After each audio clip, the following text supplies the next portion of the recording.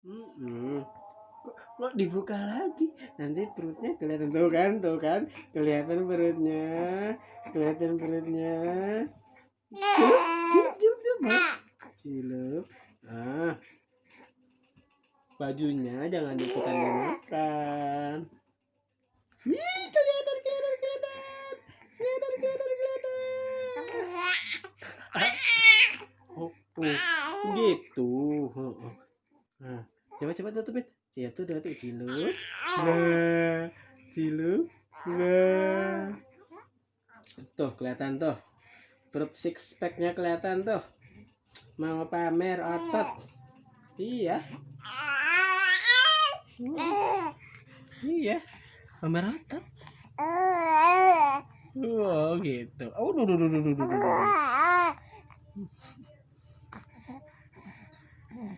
Dah. Bah. Tinggi banget sih kakinya. Kakinya tinggi banget. Iya. Kakinya tinggi banget.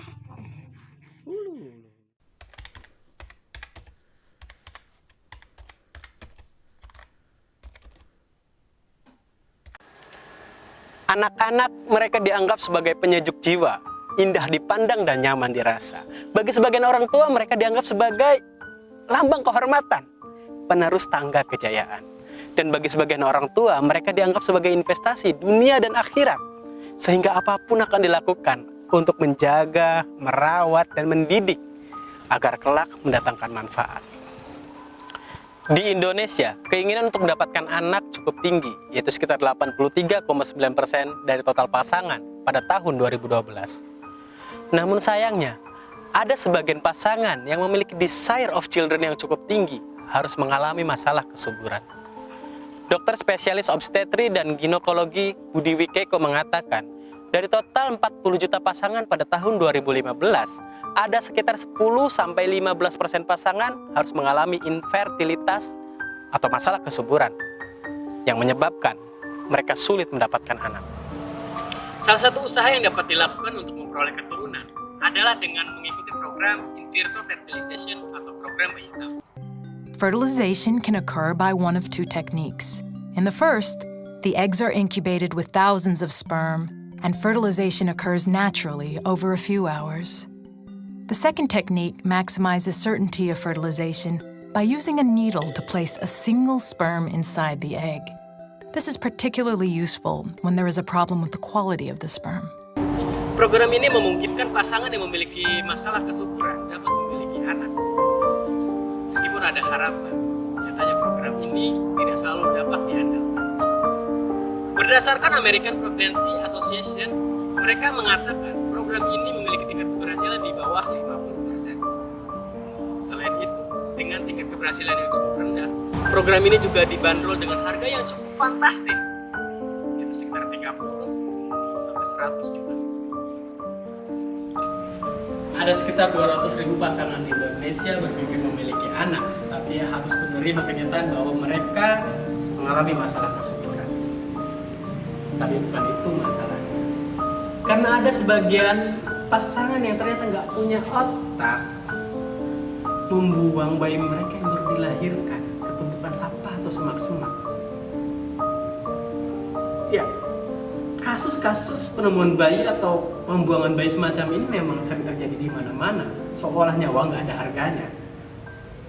Katanya, bayi haram hasil hubungan gelap perzinahan atau hasil dari proses kenikmatan yang lupa memakai pengaman.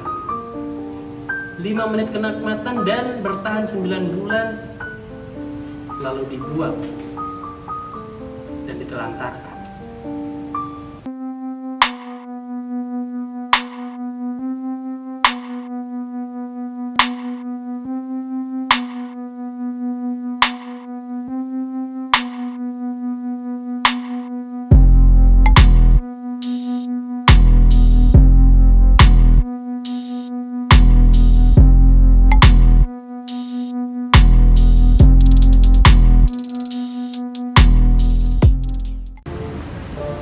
Kenapa kasus-kasus seperti ini selalu saja terjadi dan seolah tidak ada jalan keluarnya? It's the matter of sex education. So it's a whole lot of things, and it really is not just about sex and reproduction. It really aims to prepare young people for a healthy sexual and reproductive life. Nah di sini kan dia pasti tanya sama orang tuanya, bos, bu, pak, aku tuh punya penis. Nah di sini orang tua biasanya tabu, jangan dibahas. Anak kecil menjadi cari tahu sendiri lewat YouTube, dan akhirnya mereka tahu, wah ternyata penis kalau digoyang-goyang enak. Dia nggak tahu kalau penis ini digoyang enak, keluar cairan bisa buat hamil. Dia nggak tahu itu. Nah di sini pentingnya edukasi seks di fase ini.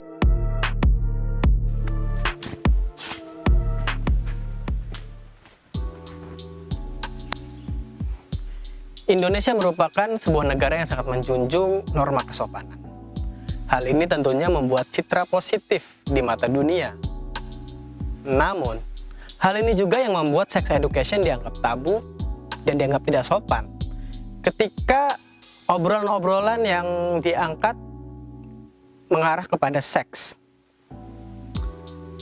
Berdasarkan survei yang dilakukan oleh Durex Indonesia pada tahun 2019 tentang kesehatan reproduksi dan seksual, menunjukkan sebanyak 84% remaja berusia 12-17 tahun belum mendapatkan edukasi seks. Alasannya, karena banyak orang Indonesia, khususnya para orang tua, menganggap seks mengarah kepada sesuatu yang berbau mesum, atau kepada hubungan badan, hubungan intim yang seharusnya hanya dilakukan oleh pasangan suami istri yang sah. Padahal, makna seks edukasi lebih luas dan berbanding terbalik dengan makna tutorial seks.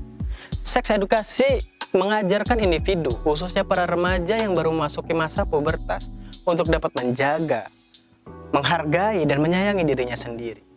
Edukasi seks ditujukan untuk mereka, untuk kita, agar bisa berperilaku sesuai dengan norma-norma kesopanan, agar bisa menjaga hubungan antara laki dan perempuan, dan agar terhindar dari penyakit seksual menular. Dan masih banyak lagi. Pendidikan seks tidak mengarahkan anak-anak kepada pornografi, justru untuk menjauhkannya. Akan ada masa di mana seorang anak yang mulai tumbuh dan berkembang, mereka akan bertanya, bagaimana bayi bisa tercipta? Apakah alat kelamin hanya digunakan untuk pipis saja? Mengapa mereka tertarik dengan bagian tubuh dari lawan jenisnya? Dan segudang pertanyaan lainnya. Pertanyaannya, apakah Anda sudah mempunyai jawabannya? Di saat seperti inilah edukasi seks perlu diajarkan, agar mereka tidak mencari referensi dari sumber yang salah. Jika selalu saja dianggap tabu dan tidak sopan, rasa penasaran seorang anak tentang dunia seks akan terus menggebu dan tidak dapat dipuaskan. Akhirnya, kasus-kasus yang selalu saja terjadi selalu tentang penemuan bayi di semak-semak, di tumpukan sampah, aborsi, pelecehan seksual, hamil di luar nikah, dan lain sebagainya. So guys, sex education, gimana menurut kalian? Penting atau tidak? Share on the comment below and don't forget to like, share, and subscribe. See ya!